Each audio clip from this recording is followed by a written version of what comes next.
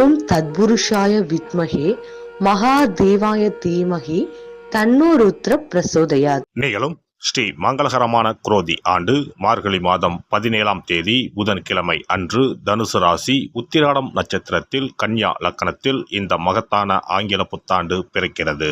இந்த வருட ஆரம்பத்தில் கிரக நிலைகள் என பார்த்தால் குரு பகவான் ரிஷபராசியில் வக்ர நிலையில் சஞ்சாரம் செய்கின்றார். கடகராசியில் செவ்வாய் பகவான் வக்ரம் மற்றும் நீச நிலையில் சஞ்சாரம் செய்கின்றார். கன்னி ராசியில் கேது பகவானின் சஞ்சாரமும், விருச்சிக ராசியில் புதன் பகவானின் சஞ்சாரமும், தனுசு ராசியில் சூரியன் மற்றும் சந்திர பகவானின் இணைவும் இருக்கும்.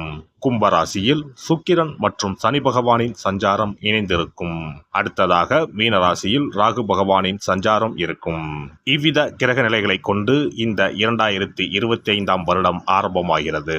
இந்த புத்தாண்டில் சனி பெயர்ச்சி, குரு பெயர்ச்சி, ராகு கேது பெயர்ச்சி என முக்கிய கிரகங்களின் பெயர்ச்சிகள் நடைபெற உள்ளது. இதன் காரணமாக சில ராசிக்காரர்களுக்கு குடும்பம், வேலை, தொழில் என அனைத்து விதத்திலும் முன்னேற்றம் ஏற்பட வாய்ப்புள்ளது. பிப்ரவரி 4ஆம் தேதி குரு பகவான் ரிஷபராசியில் வக்ர நிவர்த்தி அடைகிறார். மார்ச் 29ஆம் தேதி சனி பெயர்ச்சி நடைபெற உள்ளது.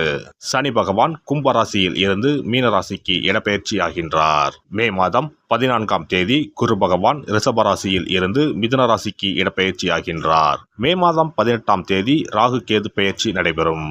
ராகு பகவான் கும்பராசிக்கும் கேது பகவான் சிம்மராசிக்கும் இடப்பெயர்ச்சி ஆகின்றனர். இந்த கிரக அமைப்பு மற்றும் பெயர்ச்சியினால் உங்கள் வாழ்வில் ஏற்பட போகும் சுபபலன் என்ன என்பதனையும், அசுப பலன் ஏற்படுமாயின் ராசிக்காரர்கள் செய்ய வேண்டிய பரிகாரம் என்ன, வழிபட வேண்டிய தெய்வம் யார் என்பதனை பற்றியும் விரிவாக காண்போம். பிறக்கப் போகும் இந்த ஆங்கில புத்தாண்டு உங்கள் வாழ்வில் வளமும் நலமும் செல்வ செழிப்பும் பெற்று வாழ்வில் உயரிய நிலையை அடைய எல்லாம் வல்ல எம்பெருமானை வேண்டி விரும்பி கேட்டுக்கொள்கிறேன்.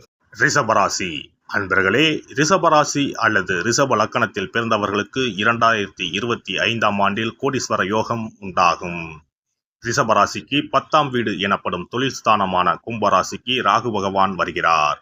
10ஆம் வீட்டில் பாவ கிரகம் இருப்பது ஜாதகருக்கு நன்மைகளை தரும். தொழில் இல்லாதவர்களுக்கு புதிய தொழில்கள் அமையும். நீண்ட காலமாக தொழில் தொடங்க நினைப்பவர்களுக்கு தொழில் தொடங்கும் வாய்ப்புகள் ஏற்படும். குரு பகவான் மிதுனம் ராசிக்கு இடம்பெயர்வதால் பெருமளவு பணம் வருவதற்கான அதிக வாய்ப்புகள் ஏற்படும். மனதளவில் எதையும் செய்து முடிக்க முடியும் என்ற தன்னம்பிக்கையும் தைரியமும் அதிகரிக்கும். நெருக்கமானவர்களின் பலம் மற்றும் பலவீனங்களை புரிந்து கொள்வீர்கள். ஆன்மீக பணிகளில் ஈடுபாடு மேம்படும். பழக்க வழக்கங்களில் மாற்றங்கள் உண்டாகும். வாகன பயணங்களில் நிதானம் அவசியம்.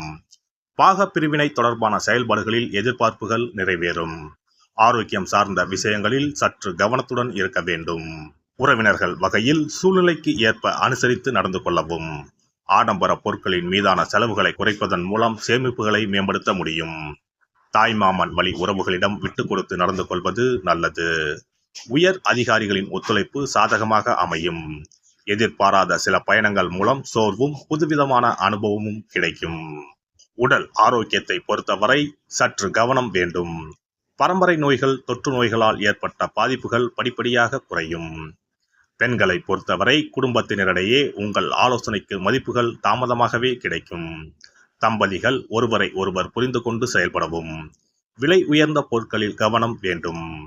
பிள்ளைகள் மீதான அக்கறை அதிகரிக்கும். வாகன சொத்து சேர்க்கை செயல்களில் சிந்தித்து முடிவெடுக்கவும். துணையை இழந்தவர்களுக்கு மறுமண பாக்கியம் உண்டாகும். மாணவர்கள் கல்வியில் கூடுதல் கவனம் செலுத்தவும். ஆசிரியர்களின் ஆலோசனை நல்ல மாற்றத்தை தரும். எதிர்காலம் சார்ந்த முடிவுகளில் அவசரமின்றி பொறுமையை கையாளவும். குடும்ப விஷயங்களை பகிராமல் இருப்பது உங்கள் மீதான நன்மதிப்பை மேம்படுத்தும். போட்டி தேர்வுகளில் எதிர்பார்த்த மதிப்பெண் கிடைக்கும். பணிபுரிவோருக்கு பணிபுரியும் இடத்தில் மதிப்பும் மரியாதையும் அதிகரிக்கும். அரசு ஊழியர்களுக்கு பதவி உயர்வு உண்டாகும். பணிபுரியும் இடத்தில் சில நுட்பமான விஷயங்களை புரிந்து கொள்வீர்கள். ஊதியம் கிடைப்பதில் ஏற்ற இறக்கம் உண்டாகும். சக ஊழியரிடத்தில் கோபமான பேச்சுக்களை குறைத்துக் கொள்வது நல்லது. மற்றவர்களின் விவகாரங்களில் தலையிடாமல் இருப்பது நன்மையை தரும். வேலை தேடுபவர்களுக்கு தகுதிக்கேற்ற வேலை கிடைக்கும். வியாபாரிகளுக்கு தொழில் வியாபாரத்தில் திட்டமிட்டு செயல்படுவது முன்னேற்றத்திற்கு வழிவகுக்கும். அபிவிருத்திக்கான எண்ணங்கள் மனதளவில் மேம்படும். அரசு வழியில் எதிர்பார்த்த உதவிகள் சாதகமாக அமையும். வெளிநாட்டு வர்த்தகங்களில் இருந்து வந்த தாமதங்கள் மறையும். கூட்டாளிகளிடம் பொறுமை காப்பது நல்லது. புதிய தொழில் தொடங்குவதற்கான எண்ணங்கள் சாத்தியமாகும். கால்நடைகளால் விரயம் உண்டாகும். சக விவசாயிகளிடம் வீண் விவாதங்களை தவிர்ப்பது நன்மையை தரும். கலைத்துறையினரை பொறுத்தவரை வளர்ச்சி படிப்படியாக உயரும். புதிய வாகனங்கள் வாங்கும் வாய்ப்புகள் கிடைக்கும். தொழில்நுட்ப துறைகளில் இருப்பவர்களுக்கு நல்ல வாய்ப்புகள் கிடைக்கும். உழைப்பிற்கான அங்கீகாரமும் கிடைக்கும். மனதிற்கு சந்தோஷமான காரியங்கள் நடக்கும். அரசியல்வாதிகளை பொறுத்தவரை புதிய பொறுப்புகளும் பதவிகளும் கிடைக்கும். வெளிநாட்டிற்கு செல்ல நினைத்தவர்களின் முயற்சிகள் வெற்றியாகும். எதிரிகளால் ஏற்பட்ட இன்னல்கள் விலகும்.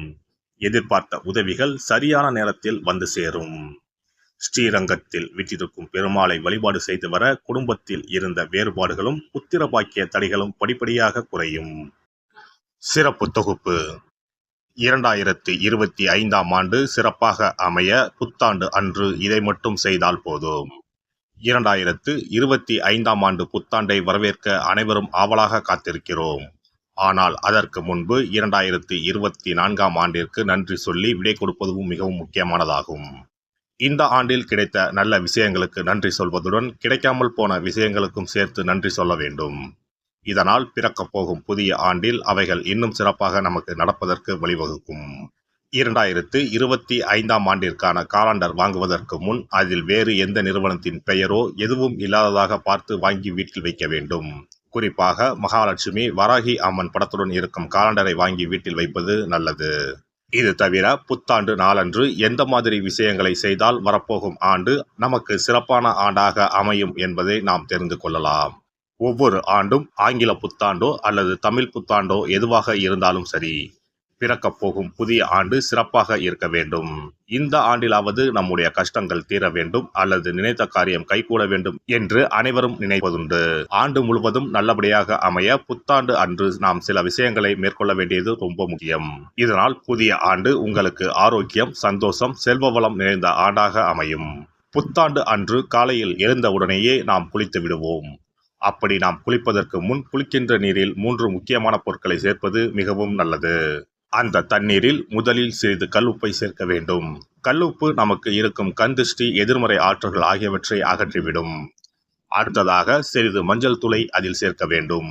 இதுவும் எதிர்மறை ஆற்றல்களை நீக்கி வாழ்வில் மங்களங்களை நிறைய செய்யும். மூன்றாவதாக சிறிது சுத்தமான பாலை சேர்க்க வேண்டும். அது பசும்பாலாக இருப்பது மிகவும் சிறப்பானது. இவை மூன்றுமே மகாலட்சுமியின் அம்சமானவை என்பதால் இவற்றை நீரில் கலந்து குளித்தால் அந்த ஆண்டு முழுவதும் நமக்கு மகாலட்சுமியின் கடாட்சம் கிடைக்கும். அடுத்ததாக புத்தாண்டு அன்று காலையில் வீட்டின் வாசலில் சிறிதளவு மஞ்சள் தடவி அதன் மீது அரிசி மாவில் கோலமிட வேண்டும். அதன் மீது ஒரு அகலில் மஞ்சள் நிற திரியிட்டு நெய் விட்டு தீபம் ஏற்ற வேண்டும்.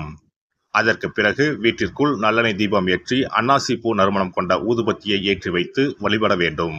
இந்த ஆண்டில் வராகி அம்மனை வழிபடுவது சிறப்பானது. இதனால் வெற்றிகளும் மகிழ்ச்சிகளும் கூடும். அதேபோல் புத்தாண்டு அன்று இரவு 9 மணிக்குள் சில முக்கியமான பொருட்களை வீட்டின் பூஜை அறையில் வாங்கி வைத்து வழிபடுவதால் வீட்டின் பொருளாதாரத்தை அதிகரிக்க செய்யும். ராகு காலம், யமகண்டம் இல்லாத நேரம் புதிதாக தேங்காய் ஒன்றை வாங்கி வீட்டின் பூஜை அறையில் வைத்து வழிபட வேண்டும். அதன் பிறகு அதை எடுத்து சமையலுக்கு பயன்படுத்திக் கொள்ளலாம். தேங்காய் மங்களத்தின் அடையாளமாக கருதப்படுகிறது. இந்த பொருளை வீட்டில் வாங்கி வைப்பது மிகவும் நல்லது. அதோடு மயிலிறகை தேவஸ்தான கடைகளில் போய் வாங்கி கொண்டு வந்து வீட்டில் வைக்கலாம். முருகப்பெருமானின் வாகனமாக இருக்கக்கூடிய மயிலின் இறகை வீட்டில் வைப்பதால் நேர்மறை ஆற்றல்கள் பெருகும். அடுத்ததாக ஒரு கைப்பிடி அளவாவது பச்சரிசியை வாங்கி வீட்டில் வைத்து வழிபடலாம். கடைசியாக லட்சுமி குபேரர் சிலையை வாங்கி வைக்கலாம். லட்சுமி குபேரர் சிலை கிடைக்காவிட்டாலும் லட்சுமி குபேரர் படத்தையாவது வாங்கி வைத்து வழிபடுவது சிறப்பு. இதனால் ஆண்டு முழுவதும் வீட்டில் செல்வம் பெருகிக் கொண்டே இருக்கும்.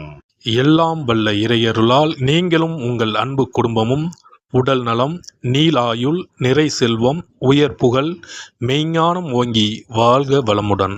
இந்த வீடியோ பதிவு உங்களுக்கு பிடித்திருந்தால் லைக் பண்ணுங்க, கமெண்ட் பண்ணுங்க, ஷேர் பண்ணுங்க, மறக்காம சப்ஸ்கிரைப் பண்ணுங்க, பக்கத்துல இருக்கிற பெல் பட்டனை கிளிக் பண்ணுங்க. நன்றி, வணக்கம். ஓம் நமச்சிவாய. சிவாய நம.